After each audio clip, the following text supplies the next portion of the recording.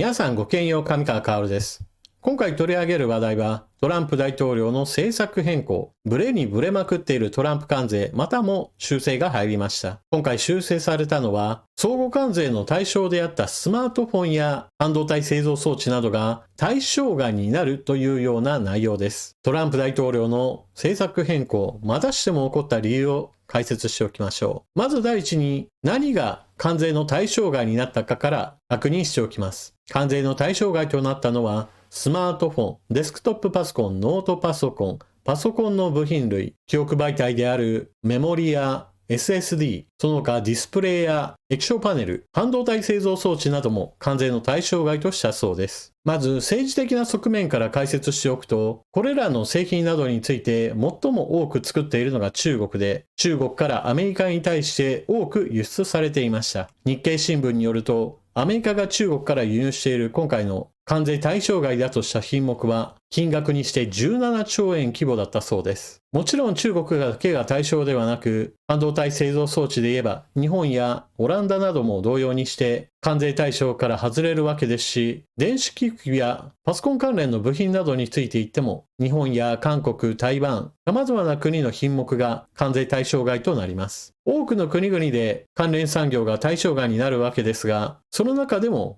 最も高い関税をかけられていた中国は、今回の件に関して何ら外交的な情報をしていません。一方的にトランプ大統領が高い関税をかけて、自らその関税を取り下げるという迷走ぶりといったものが目立つこととなりました。今回の一件であれば、明らかにアメリカ国内からの突き上げによって耐えられなくなったものとみられます。そこにはトランプ大統領がこれまでついていた嘘が現実と折り合いがつかなかった問題があります。例えばトランプ大統領は高い関税をかけることによって、その関税のお金を支払うのは海外の国や企業であり、アメリカ国民には何の影響もないといった嘘をついています。トランプ大統領の岩盤支持層の人たちは未だにそうだと信じているようですが、高い関税をかければ、物を輸入してくるときに、その輸入業者が関税をアメリカ政府に支払います。その分の価格を製品に転嫁すれば、価格は必ず上昇してしまいます。トランプ大統領はそうならないように、関税分を上乗せしないようにと発言したことがありますが、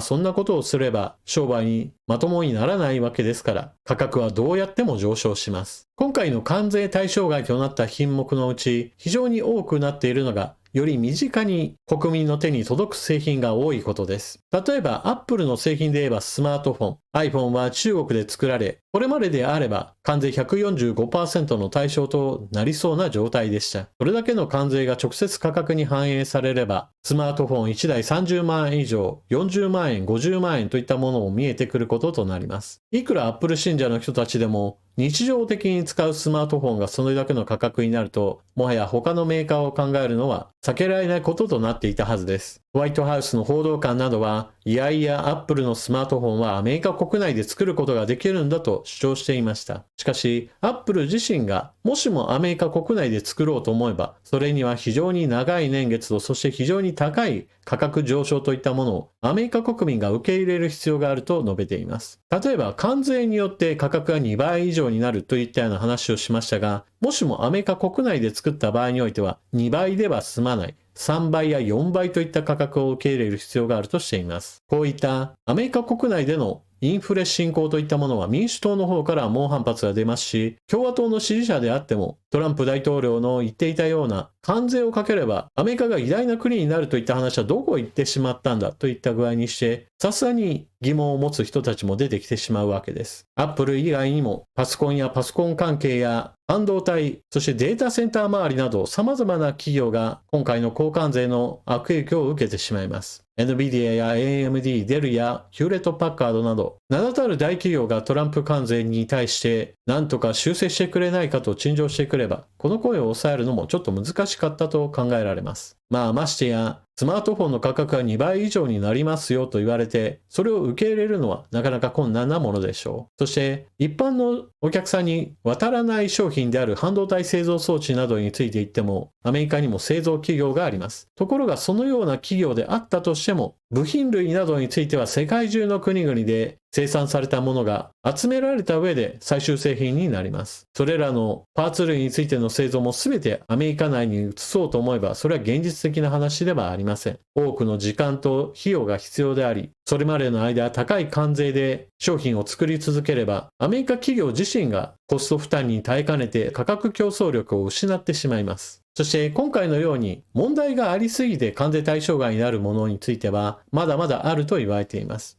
例えば、半導体製造装置が世界中の国々から部品を集めてしか作れないといった問題があるのと同様に、アメリカ国内の工作機械などについても同様にして、メーカーは存在するが、しかし部品類については世界中から輸入しており、決してアメリカ国内で完結しない。世界中の様々な国で様々な企業が活動し、その中で最も生産効率や価格競争力がある製品などで部品が成り立ち、それらについて合わさったものが最終製品になるといったこのような分業体制といったものは自由な貿易体制下において発達したものです。それらを全くゼロにして改めてアメリカ国内で全てを完結しようとすれば、そこには凄まじいお金と時間が必要であり、今すぐ何とかしようといった考えはあまりにもことを急ぎすぎなのです。そして今回関税対象外ですよと指定された品目の企業たちは、それがたとえアメリカの企業であろうとも、従来通り中国で作り続ければいいやとして生産拠点の移転などについて後ろ向きになる可能性が高いです。それは中国にとっては相変わらずアメリカの企業が中国国内で投資し続けるといったことを意味するものであり、トランプ大統領の狙った動きとは全く異なる結果を生み出します。アメリカの中国に対する依存度が高すぎるといった問題はこれからも続いていきます。今のアメリカはアメリカの企業自身が中国に巨大な製造拠点を持ち、自分たちにとってのビジネスの礎としてしまっています。これをいかにして切り分けるかといったところに頭を悩ませなければならないわけで、今の交換税政策を世界中に課してしまうという政策は、この解決策とはちょっとなり得ないでしょう。少なくとも友好国の中で部品供給網を築いていくといった考え方は現実的なプランです。今のように全部の国を敵対国として見なすような考え方はうまくいくとは思えません。この間違いのもとは、そもそもトランプ大統領が貿易赤字イコールアメリカからの富を奪っているという考え方にその原因があります。友好国との間でそれぞれ適したものが作られ融通し合うといった形は決して悪い関係ではありません。赤字イコール企業の赤字であるかのような錯覚を元にした発言が続くことにより、今回のトランプ関税は非常に大きな矛盾と混乱を巻き起こすものとなっています。その整合性が取れない中において、今回の関税対象外となる品目が次々と発表されたことは、事態の正常化に少し役立つかもしれません。なお、こうした関税対象外にする品目についての話で、日本に対してだけは自動車や鉄鋼に対する 25% という関税をこのまま続行する危険性があります。アメリカに製造メーカーがあり、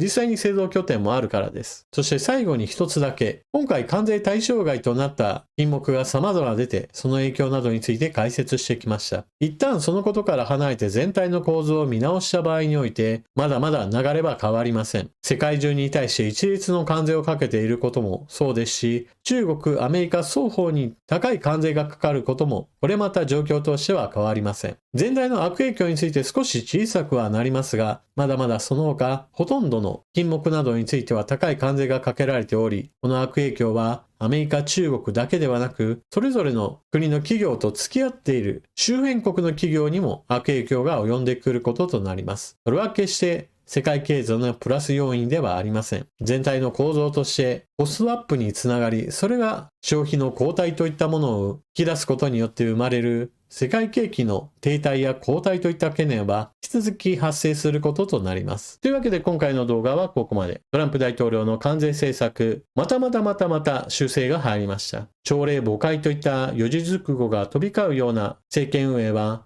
非常に世界的にも迷惑なものだと私は思えてしまいます。あなたはこの話を聞いてどのようなことを思われたでしょうか？ぜひともコメントしていってください。それでは動画を最後までご視聴いただきありがとうございました。チャンネル登録していない方はぜひともこの機会にチャンネル登録よろしくお願いします。そして情報の整理整頓に役立ったなと思われる方は他の方にお勧めしたりスーパーチャットのご利用もよろしくお願いします。それでは次の動画でまたお目にかかりましょう。またね。